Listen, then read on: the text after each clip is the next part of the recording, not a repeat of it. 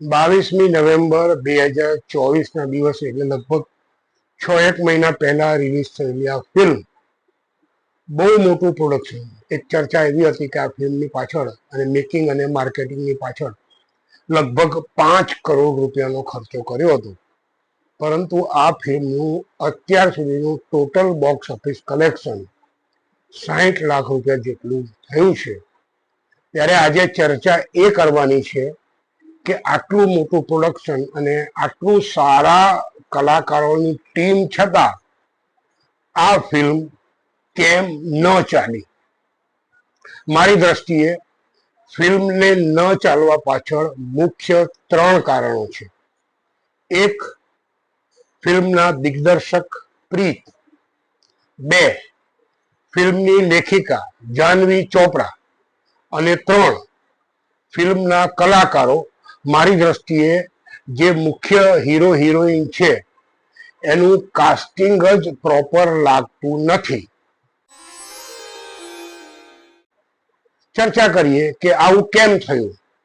તો ખાસ કરીને ડિરેક્ટરને હું એટલા માટે જવાબદાર ગણું છું કે એણે વાર્તા એટલે કથા, પટકથા અને સંવાદમાં પણ, ભલે પોતે લેખક તરીકે ન હોય, પણ એણે એની અંદર ચંચુપાત કરવાનો હોય, પોતાનો મત આપવાનો હોય.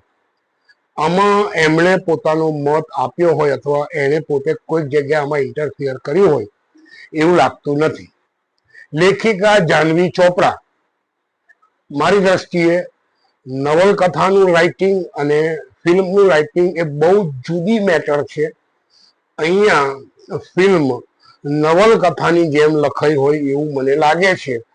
બહુ જ ધીમી, બહુ જ બોરિંગ અને ક્યાંક એવું લાગે કે આ ફિલ્મ 25-30 મિનિટની શોર્ટ ફિલ્મ બની એવી સ્ટોરી, એવો કથાપટ એને 2 કલાક ને 18 મિનિટ સુધી ખેંચાયો કેમ?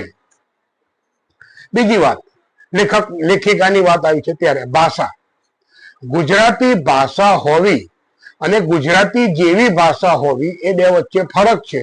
અહીં તો ગુજરાતી જેવી ભાષામાં પણ જે પ્રોનાઉન્સિએશન છે, જે ડાયલેક્ટ છે, જે એના ઉચ્ચારણ છે, એમાં બિન ગુજરાતી પણ છલકે છે.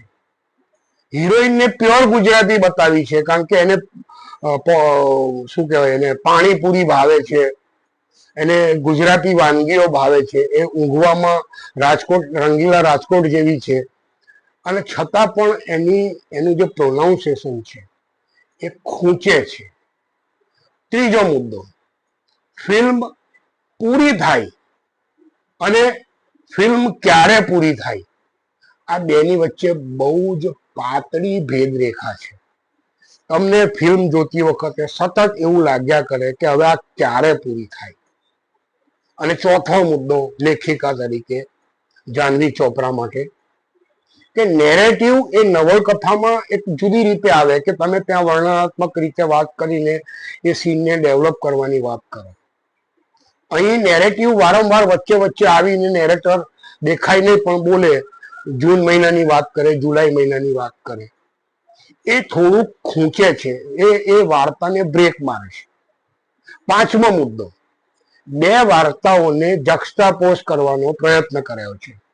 ઇતિશ્રી અને રાઘવ અને રુસ્તમ અંકલ અને શાલિની, આ જે 2 એજેડ કપલ છે એને અને જે યંગ કપલ છે એને જક્સ્ટાપોઝ કરવાનો પ્રયત્ન કર્યો છે. પરંતુ આ 2 કથા ક્યાંય મેલ્ટ થતી નથી.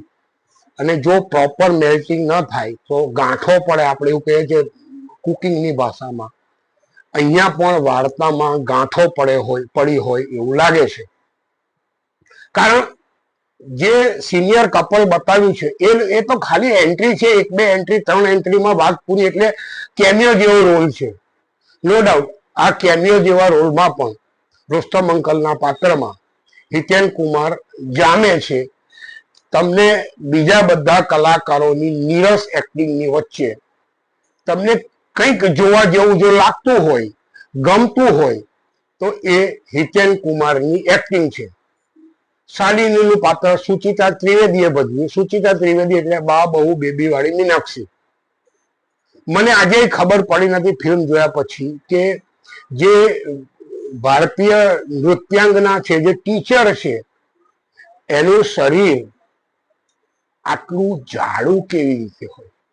નોર્મલી જે ડાન્સર હોય એ બહુ સ્લિમ એન્ડ ટ્રીમ હોય, એમના જે બોડી કર્વ છે એ બહુ જ લચીલા અને આકર્ષક હોય.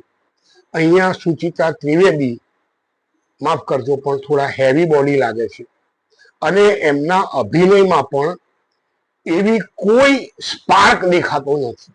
હા, એની વિદ્યાર્થીની સાંજના પાત્રમાં જાહ્નવી ગુરનાની એ થોડો પ્રભાવ છોડી જાય છે. એટલે એક્ટિંગની વાત કરીએ તો બે જ એક્ટર, હિતેનભાઈ અને આ જાહ્નવી ગુરનાની, એ ફિલ્મમાં જોવા ગમે છે. જૂન અને જુલાઈની વાત છે, અમદાવાદની વાત છે, એટલે વરસાદ ઓબ્વિયસ આવે. આ ફિલ્મમાં વરસાદના ફિલ્માંકન ઉપર બહુ ચર્ચા થઈ અને ખૂબ ખર્ચો કરાયાની વાત છે. વરસાદ જસ્ટિફાઈ પણ થાય છે, દેખાય છે પણ સારો. ઇવન એનો કલર ટોન ફિલ્મનો, એનું કલર કરેક્શન સરસ લાગે છે. પરંતુ એડિટિંગ, વિઝ્યુઅલ જર્ક અથવા જે ફ્લો આવવો જોઈએ ને એને બદલે એનો ફ્લો ખોળંગાતો હોય એવું લાગે છે. એટલે ઓબ્વિયસ છે કે જો તમે એને પ્રોપર ફૂટેજ ન આપ્યા હોય તો એડિટિંગમાં તકલીફ પડવાની એ અહીંયા દેખાય છે. દિગ્દર્શક તરીકે પ્રીત આ ફિલ્મને 30 મિનિટ નાની કરી શક્યા હોત તો કદાચ પરિણામ થોડુંક જુદું આવત.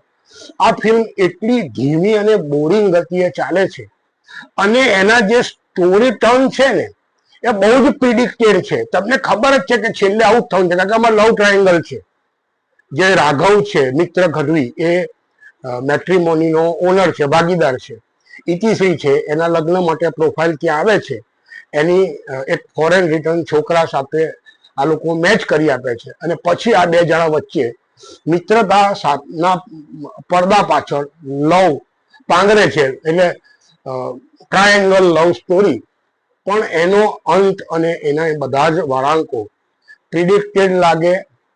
અને આ બે પાત્રમાં સિદ્ધિ ઈડનાની અને મિત્ર ગઢવી મારી દ્રષ્ટિએ જામતા નથી. સિદ્ધિ ઈડનાની દેખાય સુંદર, પરંતુ એની વિઝ્યુઅલ કન્ટિન્યુટીમાં મને તો બહુ જ જર્ક દેખાયા. કારણ કે ક્યારેક એ બહુ જ સુંદર વસ્ત્રમાં અને બહુ જ બ્યુટીફુલ લાગે, અને કેટલાક દ્રશ્યોમાં એ બહુ સાવ કોમન છોકરી જેવી લાગે. જાણી જોઈને ડિરેક્ટરે આવું કર્યું હોય તો ખબર નથી, પરંતુ આ બધા વિઝ્યુઅલ જર્ક છે. ઓવરઓલ આ ફિલ્મ પાસે ખૂબ સારું બજેટ, ખૂબ સારી ટીમ હોવા છતાં પણ આ ફિલ્મ સારું કરી શકી નથી. એના માટે મારી દ્રષ્ટિએ જવાબદાર દિગ્દર્શક અને લેખિકા છે. એક્ટર પાસે પણ કામ ન કરાવી શકાયું એ દિગ્દર્શકની જવાબદારી છે.